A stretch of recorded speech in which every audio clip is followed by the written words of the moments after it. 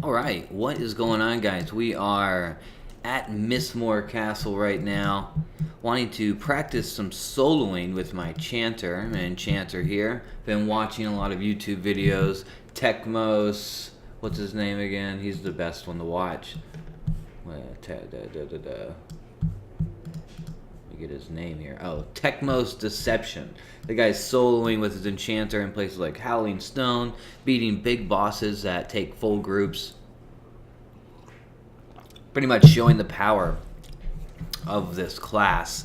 And that's exactly what I'm just kind of practicing here today. Mistmoore, I'm thinking about I'm going to head to the graveyard and just try and solo a little bit there. I was just there a second ago, got 1 or 2 kills, not too big of a problem, not too many pathers, and you can get a good little safe spot to sit, it looks like. So, let's go ahead and just kind of make our way there. You can see this is Mistmoore with all the corpses if you've not been here before. Good little experience zone from anywhere from like level 20 to 40. Everything, you can invisible yourself. No one can see invis, so I'm going to invis up, and I'll head to the graveyard. You can see, we'll kind of talk around, but this is the pond here, one of the camps, the early ground camps. These are all green to me, so we don't want to solo there. I want to get back to around the graveyard or the castle entrance. Castle entrance probably a little too tough, at least for my current skill level, to figure out. Poles are a little bit much. A little empty this morning too. Here's the graveyard. So I killed these guys back here. There's 2 spawns back here.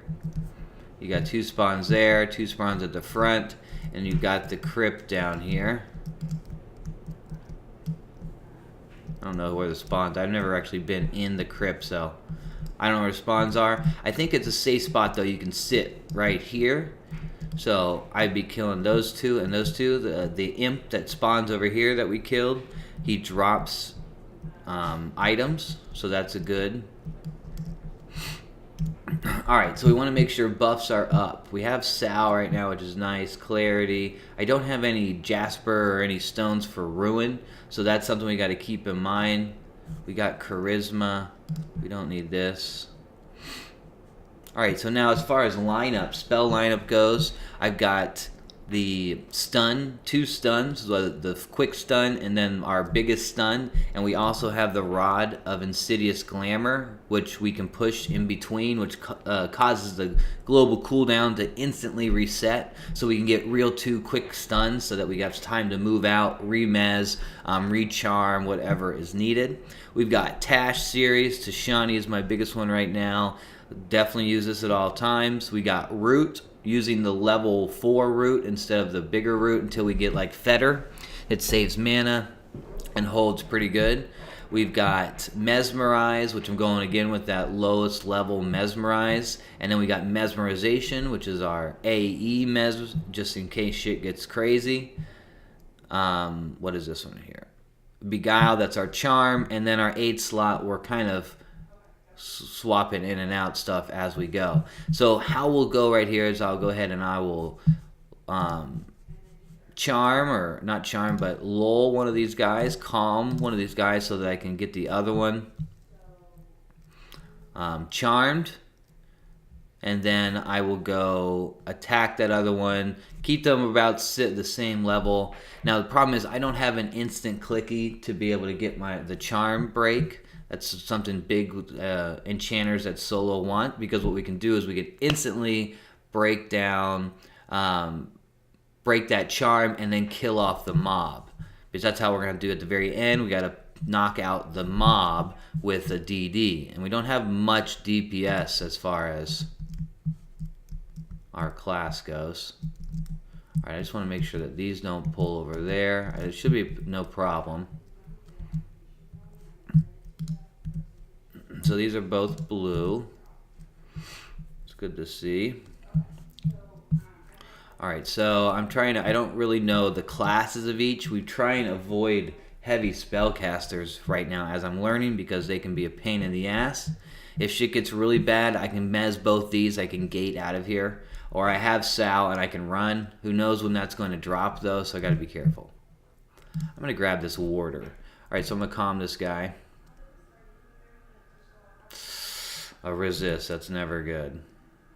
Never fun. Let's try one more. Okay, got him. Okay, should I root this dude?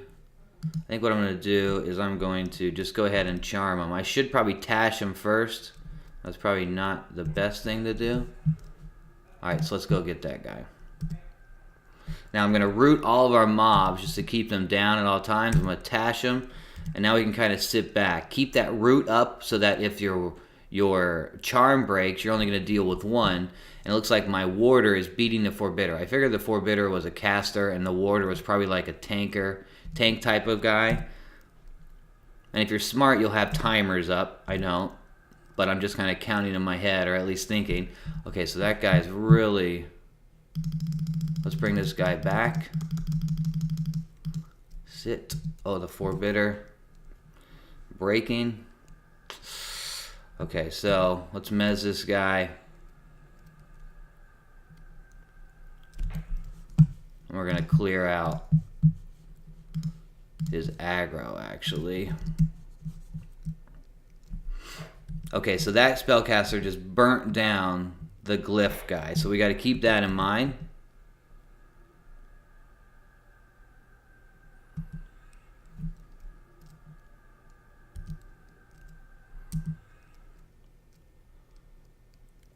Now we're just kind of consistently mezzing and memblaring. And what happened right there is she forgot me. So she's the mesmerize off. Maybe she didn't, though. We're going to see. Do another one. There we go. Root wore off. She's going right back to where she was. We're able to kind of save our day. That's why we want to keep it to where, especially when you're practicing here. I'm not great at this. So you want to keep it to where you're not going to have many ads. Keep it to where, you know, you have 2 spawns and you can just kind of get out of the way. And then don't overdo it. I don't have ruin, so I can't really take any shots right now. Now, cool thing with enchanters, we get all these cool little illusion spells, so we can get a little bit better mana or a health regen with the troll illusion. Always good to have. And then you're probably going to be in gnome illusion most of the time when you're in dungeons, because they can see through walls to be able to like scope out what's going on. And then we have gate right here, just in case shit got real bad. We'd mez them, and then we'd gate out. And I rearranged my spells so that we have, because as an enchanter, what I didn't really realize till I started doing this is you're going to be swapping spells a lot. You don't get to just pick 8. You got to be swapping like 6 or 7 different spells sometimes, depending on the situation. And that's even how you should be doing it in a group. So I rearranged my spell book to have all of our spells that we swap a lot in the opening areas. Buffs and secondary spells in the second pages, and then by category. So page 5 here, this is all of our DD, direct damage. Page 6 is all of our dots, and they're in order. Page 7 is all of our charms and our mezzes and our lulls. Page 8 and 9 is our illusions. 10s is our old shieldings. 11 buffs, 12 debuffs, and so forth. So just kind of giving us an easy, organized setup. I don't have to gate out here, really. I could just invis my way out. Again, we could be more aggressive, kill a little bit quicker, but we want to be a little safe. I'm probably going to maybe take this glyph forbidder as my pet next, since she's got some heavy-duty spells. Really destroyed my warder pet there. We want to make sure our spells are up and everything. Alright guys, so that is pretty much it. That is how we kind of burst through here.